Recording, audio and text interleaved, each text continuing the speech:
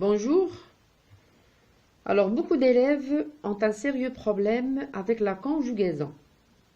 Alors, pour maîtriser la conjugaison et ne plus confondre les temps des verbes aux modes, aux aspects et aux formes des verbes, je vous propose dans cette vidéo une méthode simple qui va vous permettre d'apprendre la conjugaison de la façon la plus facile et la plus simple qui peut exister. Alors, quand on dit le verbe, il faut penser aux formes des verbes, aux modes, au temps et aspect. Alors, quelles sont les caractéristiques du verbe? Donc là, vous aurez un petit aperçu général sur les formes, les modes, etc. avant de passer à la façon la plus simple pour maîtriser la conjugaison. Alors, le verbe est le seul mot qui varie en fonction des personnes, la première, la deuxième et la troisième personne du singulier, et la première, deuxième et troisième personne du pluriel, des modes, des temps et des voix. À partir du même verbe, on obtient ainsi de nombreuses formes verbales. Par exemple, vous avez le verbe regarder, il aura regardé, le futur antérieur, que vous regardiez, subjonctif présent, ayant regardé, être regardé, etc. Le verbe dire, par exemple, vous avez là quelques exemples. Tu diras, nous dirions, dites, avoir dit, étant dit. Alors, quelles sont les formes verbales? Il existe 4 formes du verbe. La forme active, c'est quand le sujet fait l'action. La forme passive, lorsque le sujet subit ou reçoit l'action exprimée par ce verbe. La forme pronominale, c'est quand le verbe pronominal est un verbe qui se conjugue avec l'un des pronoms personnels. Me, te, ce, nous, vous. On l'appelle aussi verbe réfléchi. Là, vous avez quelques verbes ou bien quelques exemples de verbes pronominaux. Se promener, s'alimenter, s'accrocher, s'informer, s'assurer, s'attendre, etc. Puis, il y a la forme impersonnelle. Alors, quand on dit forme impersonnelle, c'est-à-dire les verbes qui ne se conjuguent qu'à la troisième personne. Donc là, vous avez certains verbes qui ne se conjuguent qu'à la troisième personne du singulier. On dit qu'ils sont de forme impersonnelle. Là, vous avez quelques exemples. Le verbe falloir, par exemple, le verbe pleuvoir, le verbe neiger.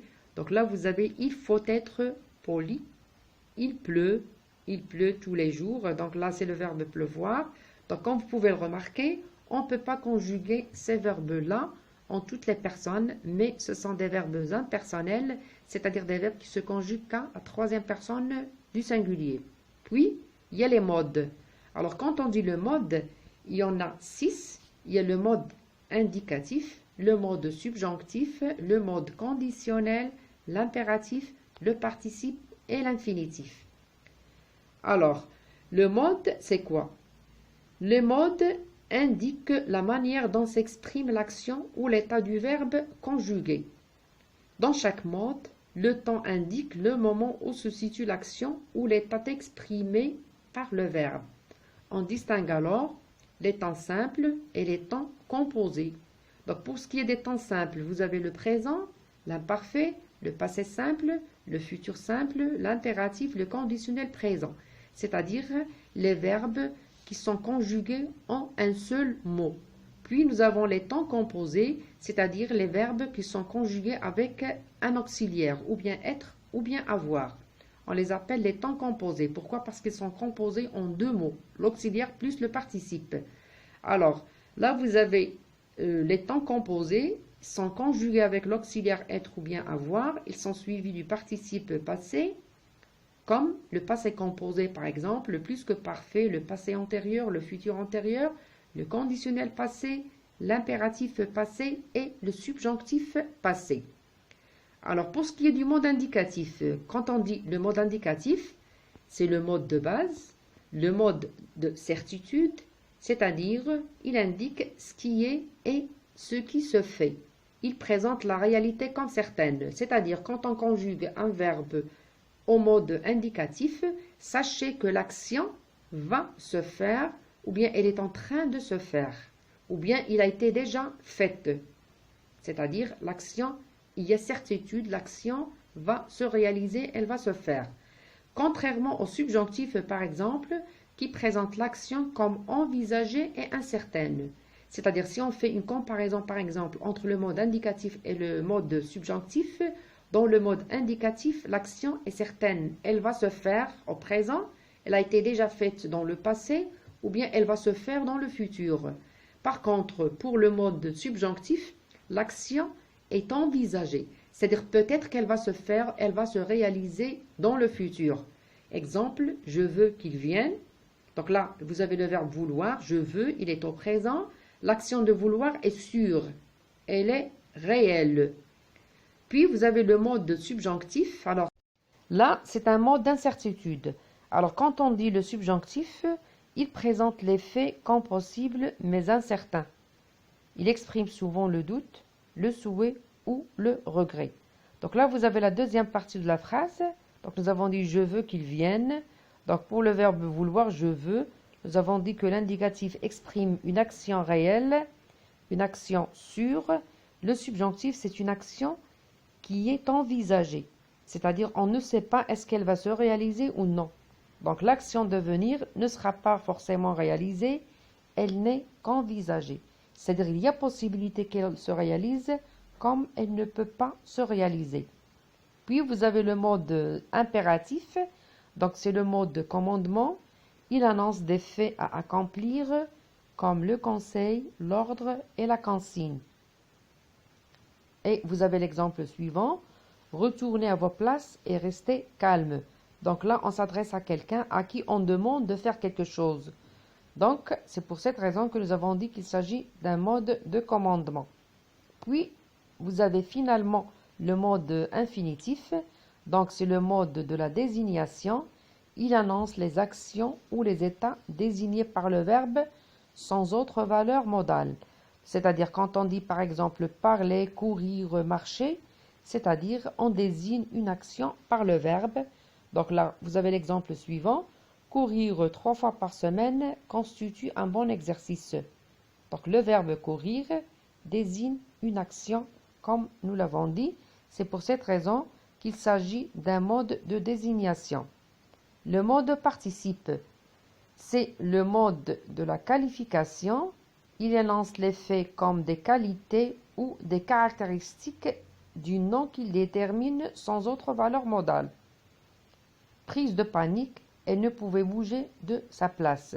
Donc quand on dit le participe, et il joue le rôle de qualification, c'est-à-dire il est comme un adjectif qui permet de qualifier quelque chose. Puis vous avez finalement le mode conditionnel. Donc l'action au conditionnel est envisagée au futur et soumise à une condition non exprimée. C'est-à-dire quand on dit le conditionnel, une action ou bien l'action exprimée à travers le verbe ne peut se réaliser que si la condition qu'il exprime se réalise. C'est-à-dire il dépend, ou bien l'action dans le conditionnel dépend d'une autre action. Si cette première action ne se réalise pas, la deuxième aussi ne peut pas se réaliser. Donc, le mode conditionnel est un mode qui est lié à une condition qui n'est pas exprimée, bien sûr. Donc, l'action est présentée comme éventualité désirée, si vous voulez, et vous avez l'exemple suivant. J'aimerais bien revoir mes anciens amis, mais je crois que ce serait très difficile. Donc là, vous avez une phrase dans laquelle vous avez l'emploi du conditionnel. Nous avons ensuite l'aspect du verbe. Alors, qu'est-ce que c'est que l'aspect? L'aspect est la manière dont l'action est envisagée dans son développement, commencement, progression, durée et accomplissement. C'est-à-dire, comment on voit l'action. Comment va-t-elle se faire? Quand est-ce qu'elle a commencé? Comment elle progresse? Est-ce qu'elle progresse? Est-ce qu'elle est limitée? Est-ce qu'elle est non limitée? Est-ce qu'il est envisagé? L'action est-elle terminée? Est-ce qu'elle est réalisée ou non? Etc. Donc, vous avez cette phrase-là qui résume l'aspect. C'est la manière dont l'action est envisagée dans son développement. Donc, là, vous avez le choix du temps suggère parfois certains aspects ou caractéristiques du déroulement de l'action ou de l'état envisagé. son étalement dans le temps, durée, sa répétition, son caractère unique, ponctuel, son achèvement ou au contraire son caractère inachevé, son caractère éventuel en dépendance d'une condition qui en détermine la réalisation. Ces aspects sont parfois appuyés par d'autres mots de la phrase. Donc là, on va essayer de travailler ça sur des phrases pour pouvoir mieux comprendre cette définition. Vous avez le passage suivant. Donc, jeune, elle passait ses vacances dans l'île jusqu'au moment où son père vendit la maison qu'il avait bâtie. Elle aimait se promener dans les sentiers brodés de fleurs, puis, depuis qu'elle a quitté ce lieu enchanteur, elle en conserve une image encore fraîche dans ses souvenirs. Elle en rêvera sans doute encore longtemps. Elle aimerait tant la revoir. Donc là, vous avez les verbes qui sont marqués par le fluorescent. Donc vous avez une diversité de temps verbaux. Passé, l'imparfait. Vendi, le passé simple. Avait bâti, le plus que parfait. Aimé, l'imparfait. A quitté, le passé composé. Conserve, le présent. Rêvera, le futur simple. Aimerait, le conditionnel. Donc, nous allons voir les valeurs aspectuelles de ces temps verbaux. Donc, on emploie ou bien emploi de plusieurs temps verbaux dans le texte. Donc là, vous avez le premier verbe, le verbe passé au passé, plutôt à l'imparfait. Donc, passé, c'est l'imparfait. Il indique une action longue dans le passé. Il est non seulement un fait passé par rapport au moment de l'énonciation, mais également une répétition du fait. C'est-à-dire, avec l'emploi de l'imparfait, vous avez une action qui est longue et qui est en cours d'accomplissement. C'est-à-dire, c'est une action qui se situe avant le moment de la parole, c'est-à-dire avant le présent, c'est-à-dire action qui a commencé au passé, elle continue jusqu'au présent et elle dépasse le présent. C'est aussi un temps de répétition, parce que là, vous avez, dans la phrase que nous avons citée, que vous avez dans le texte, là, on vous dit « Jeune, elle passait ses vacances dans l'île jusqu'au moment où son père vendit la maison. » C'est-à-dire, elle a commencé, ou bien l'action de passer les vacances a commencé depuis qu'elle était jeune. Puis, elle continue de faire la même action, c'est-à-dire, elle passait ses vacances dans cette île jusqu'au moment de la vente de la maison. Donc là, vous avez ensuite « vendi ». Ou bien, donc je reprends la même phrase du début, comme passé dans le texte. L'adjectif jeune désigne la période de vie où se répétait ce fait. Vous avez ensuite le verbe vendre au passé simple. Il indique un fait passé et ponctuel. L'action au passé simple est achevée et réalisée dans le passé. Donc avec l'emploi du passé simple, le passé simple c'est un temps du passé. L'action au passé simple se passe avant le moment de la parole ou bien de l'énonciation. Donc l'action au passé simple est terminée dans le temps, elle est achevée et réalisée. Puis vous avez l'imparfait, le plus que parfait. Alors quand on dit le plus que parfait, il indique une action passée antérieure à la précédente et achevée. Donc quand on dit le plus que parfait, c'est-à-dire nous avons deux actions, l'une qui est antérieure à l'autre et l'une qui est passée avant la deuxième. Donc l'action, bien sûr, elle est achevée et terminée dans le temps. Puis vous avez le passé composé. Donc le passé composé, c'est toujours un temps du passé. Il se situe avant le moment de la parole ou bien de l'énonciation. Il indique un fait passé présenté comme achevé par rapport au moment de l'énonciation. Voilà, vous l'avez dans cette définition. Mais encore sensible, car il marque le point de départ d'une autre action. Le subordon depuis que marque ce fait passé comme le moment de départ d'une autre action. Donc, ce qu'il faut retenir du passé composé, c'est qu'il indique une action qui est faite dans le passé, réalisée et achevée dans le temps. Nous avons ensuite conserve. Donc, conserve, c'est le présent de l'indicatif. L'action se situe simultanément avec le moment de l'énonciation ou bien en même temps que la parole. Quand on dit le présent de l'indicatif, c'est-à-dire l'action se passe au présent et la parole aussi. Donc, l'action et la parole se passent toutes les deux simultanément pendant l'énonciation ou bien au moment de l'énonciation. C'est une action inachevée parce que là, vous avez l'adverbe encore, c'est-à-dire elle est toujours en cours, l'action au présent quand on utilise ce genre d'adverbe. Puis vous avez ensuite le verbe rêver, rêvera. Donc le verbe rêver, il est conjugué au futur simple et le futur indique une action future. C'est-à-dire c'est une action qui, en perspective, qui va se faire dans le futur. Donc elle se passe après, ou bien elle va se passer après le moment de l'énonciation, ou bien après le moment de la parole. Donc c'est une action, ou bien avec une perspective d'inachèvement, que soulignent les adverbes encore et longtemps. Parce que là, ce sont des adverbes que vous avez dans le texte. Nous avons ensuite le conditionnel présent. Donc, le conditionnel indique une action future soumise à une condition non exprimée. Donc, l'action est présentée comme une éventualité désirée.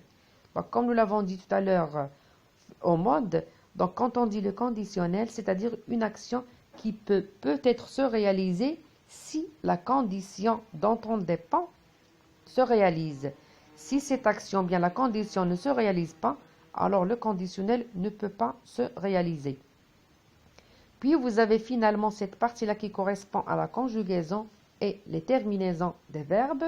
Donc là, on a commencé par le premier groupe, c'est-à-dire pour les élèves qui ont du mal à faire la conjugaison ou bien à maîtriser la conjugaison, ils peuvent bien sûr mémoriser ces petites règles pour qu'ils puissent apprendre à conjuguer les verbes sans problème.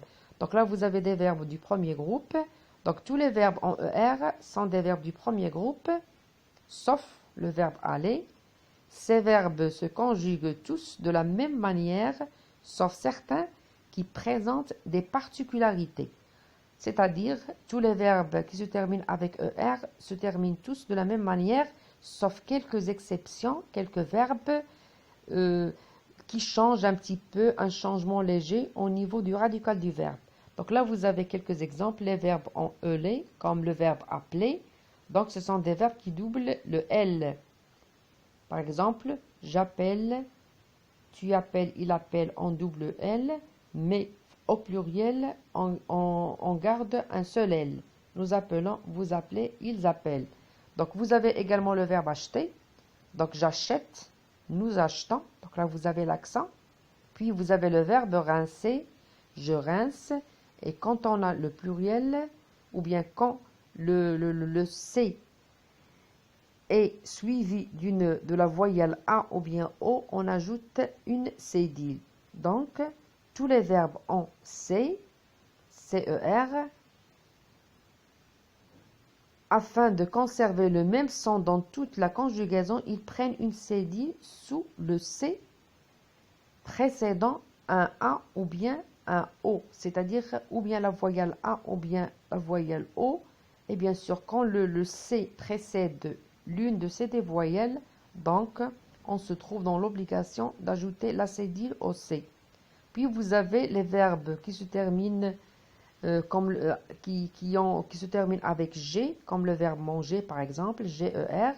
Donc là, on garde ou bien on conserve le E. Pourquoi? Pour éviter de prononcer le verbe en disant G. Donc afin de conserver le même son, il garde le E devant la voyelle A ou bien O. Donc là, pour les terminaisons de tous les verbes du premier groupe, donc au présent, vous avez les terminaisons suivantes, E, ES, E, ONS, EZ, puis ENT. À l'imparfait, vous avez les terminaisons suivantes, AIS, AIS, AIT, je, tu, il. Pluriel, première personne, deuxième et troisième, ion, ié et e. Le passé simple. Donc là, vous avez les terminaisons suivantes, a, et, je lavais par exemple, tu lavas, il lava, nous lavâmes, vous lavâtes, ils lavèrent. Donc là, pour le A de am et at, c'est un accent circonflexe. Puis vous avez le futur simple, Les terminaisons, vous les avez là. On garde donc pour le futur simple, c'est la terminaison de l'infinitif plus la terminaison du futur. Errer, laverai, je laverai, tu laveras, il lavera. Par exemple, nous laverons, vous laverez et ils laveront. Puis le conditionnel, c'est la terminaison de l'infinitif toujours plus la terminaison de l'imparfait. Et bien sûr, vous avez eurer, ER est la terminaison de l'imparfait. Donc ER plus AIS, ER plus AIS, ER AIT, ER IONS, ER IEZ, puis ER AIENT. Le subjonctif E, ES, E, ION, IE et AN. Donc là, pour ces terminaisons-là, bien sûr, il faut mémoriser les terminaisons d'un seul verbe du premier groupe et il faut appliquer bien sûr pour tous les autres verbes. Donc là, pour les temps composés, vous avez toujours l'auxiliaire plus le participe. Donc pour le passé composé, vous avez l'auxiliaire ou bien être ou bien avoir au présent plus le participe passé. Pour le passé simple ou bien le plus que parfait, c'est l'auxiliaire avoir ou bien être à l'imparfait plus le participe. Le passé antérieur, c'est l'auxiliaire être ou bien avoir au passé simple plus le participe passé. Et le futur antérieur, c'est l'auxiliaire encore être ou bien avoir au futur simple plus le participe passé. Le conditionnel passé, auxiliaire être ou bien avoir au conditionnel présent plus le participe passé du verbe que vous avez à conjuguer. Puis finalement le subjonctif passé, c'est l'auxiliaire être encore ou bien avoir au subjonctif présent plus le participe passé. Voilà donc pour le deuxième groupe ou bien le troisième groupe. Ce sont je vais vous faire ça dans d'autres vidéos prochainement. En attendant, je vous souhaite une très bonne chance et à très bientôt.